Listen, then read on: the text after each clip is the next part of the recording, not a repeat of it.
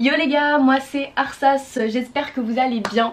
Aujourd'hui on se retrouve dans une nouvelle vidéo. Si tu es nouveau, enchanté, moi c'est Arsas et bienvenue sur cette chaîne. Alors pendant 1 mois et demi, 2 mois, j'ai complètement disparu, je suis désolée, mais si vous êtes étudiant vous savez que blocus oblige, ce bon vieux copain. Voilà, j'ai voulu vous filmer une vidéo mais en fait ma caméra m'a clairement lâché. Du coup j'avais continué avec mon vieil iPhone 7, mais bon ça reste un iPhone 7 quoi. La qualité était pas du tout au rendez-vous, donc je me suis dit en fait je peux pas sortir ça. Donc me voilà. Et je me suis dit en vrai Sarah, tu fais des vidéos sur YouTube etc, mais hormis les gens qui me connaissent dans la vraie vie, voilà, ce serait trop cool en fait qu'on puisse un peu mieux se connaître. Sur Instagram je vous avais demandé de me poser du coup des questions sur ce que vous vouliez, donc les études, le pro, le personnel, bref, ce que vous vouliez. Vous avez été quand même nombreux à me répondre, donc ça c'était vraiment cool. C'était aussi souvent les mêmes questions, donc je les ai remises ensemble. Mais avant de commencer cette vidéo,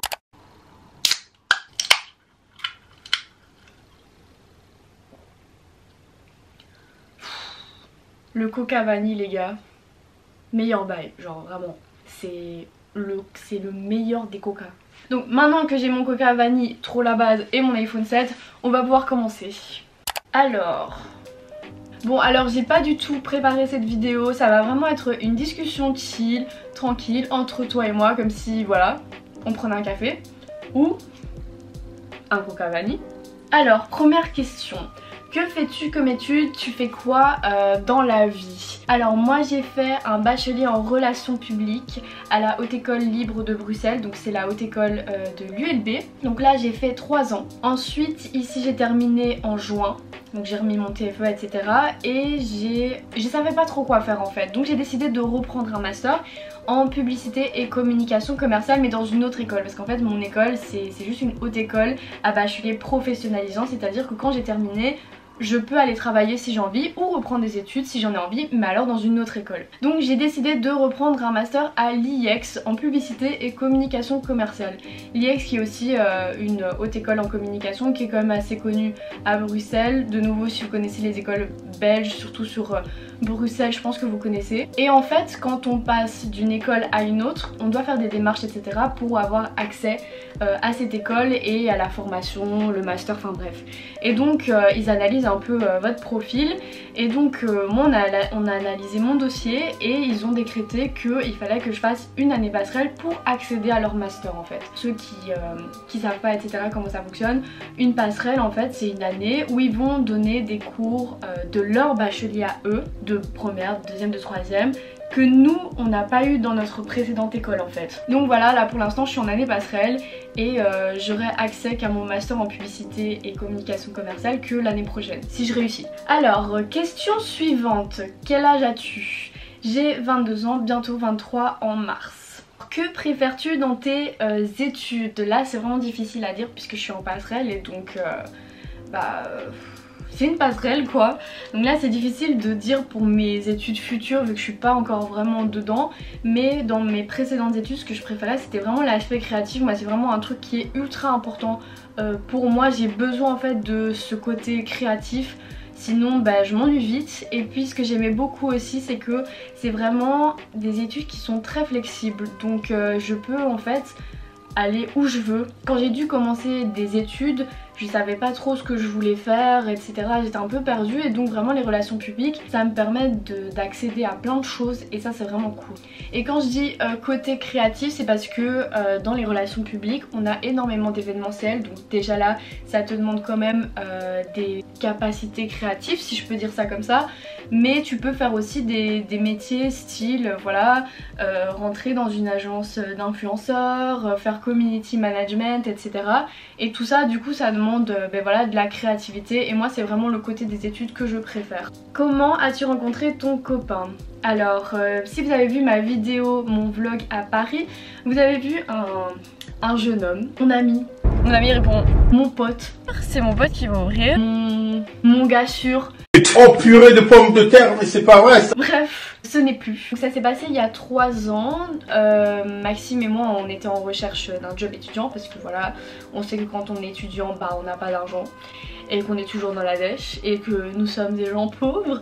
Et donc on cherchait tous les deux un taf, mais on se connaissait pas encore, et on a trouvé chez Activate qui en fait, comment je vais expliquer ça, qui est en fait un organisme qui est en collaboration avec des organismes style WWF, Oxfam, et en fait eux ils recrutent des étudiants qui vont aller sonner aux portes pour essayer de vendre des abonnements pour vraiment des bonnes causes style accès à l'eau potable par exemple. Pour pouvoir vendre ces abonnements il faut toute une technique, et du coup ils nous offrent en fait une formation avant de commencer, et on s'est retrouvés à la même formation et c'est comme ça qu'on s'est connus. Je suis ballonnée. Pourquoi te lancer sur YouTube?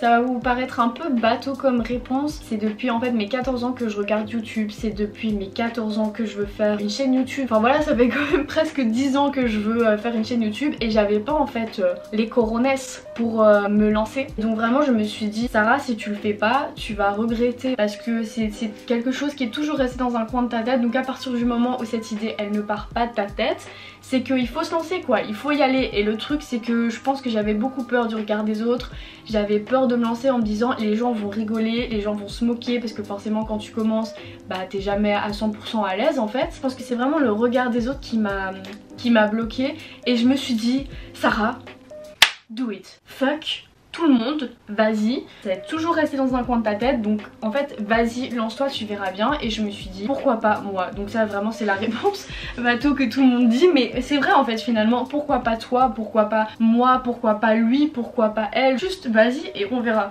Alors prochaine question, quels sont tes projets après tes études? Alors moi j'aimerais beaucoup partir en fait, j'aimerais beaucoup aller vivre en Amérique, du côté de la Californie, pendant 1 an, 2 ans, 3 ans, enfin voilà vraiment le début de ma vie active, soit pour faire un travail dans mes études, soit pour trouver un autre travail, peu importe. C'est juste le fait en fait de changer de vie, voir un peu d'autres personnes, de voir d'autres modes de vie, d'autres cultures, etc. Et c'est vrai que l'Amérique c'est toujours quelque chose qui m'a beaucoup intéressée, j'ai pas forcément eu l'occasion d'y aller. Voilà, j'aimerais vraiment bien partir peut-être 1 ou 2 ans, vraiment changer d'air, je pense que ça va vraiment me faire du bien. Et ça peut vraiment être une expérience incroyable. Alors la question suivante c'est raconte-nous le parcours de ta vie. Je me sens pas très légitime de faire une biographie de ma vie pour être honnête, parce que ben voilà, j'ai que 22 ans, j'ai rien fait d'extraordinaire on va dire. Comme c'est une question qu'on m'a demandé, je vais essayer de vous donner les gros points de ma petite vie.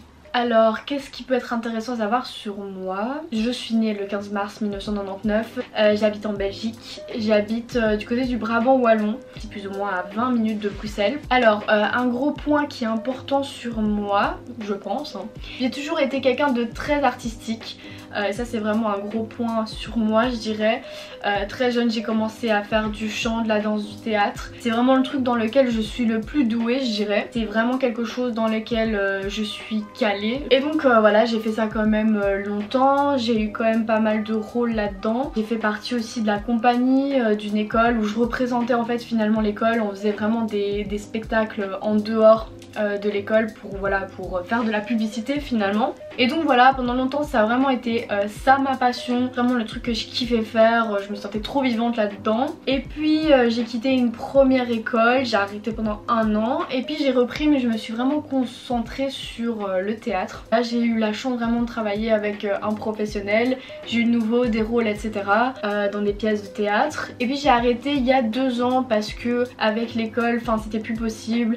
Les études que je faisais avant, j'avais vraiment des gros horaires, l'école elle était à Bruxelles, c'était compliqué en fait. En plus c'était le vendredi soir, généralement avec les semaines que je me tapais j'étais crevée. Puis de toute façon il y a eu le Covid, donc tout s'est arrêté. Et là voilà, j'ai complètement arrêté, mais c'est quelque chose voilà que je porte toujours dans mon cœur. D'ailleurs les études que je voulais faire de base, c'était pas du tout des études de relations publiques, c'était des études d'art dramatique pour devenir actrice. Sauf que je me suis dit ben voilà Sarah, il y a pas de travail en fait en Belgique. Déjà en France du boulot il y en a pas beaucoup, mais alors en Belgique c'est vraiment le cinéma, c'est vraiment mort de chez mort. Donc je me suis dit c'est trop risqué pour moi en fait.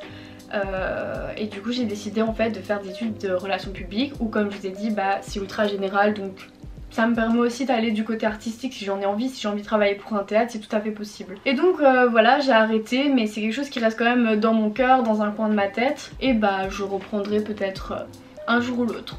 Alors une autre activité que j'ai fait quand même pas mal de temps, c'est modèle photo. Alors avant j'étais très active là-dedans, je faisais ça presque tous les week-ends. Je voulais faire ça de manière professionnelle. Le problème c'est que je suis assez petite, je fais 1m57 Je suis vraiment un mini Moïse.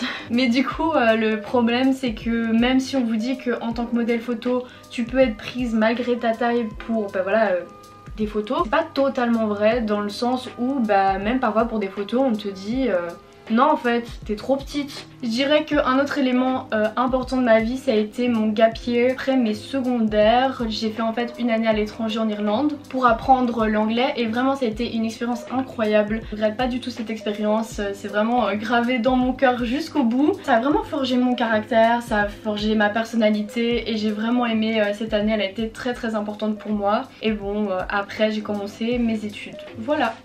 Alors, prochaine question. Quels sont tes objectifs sur YouTube pour 2022 ?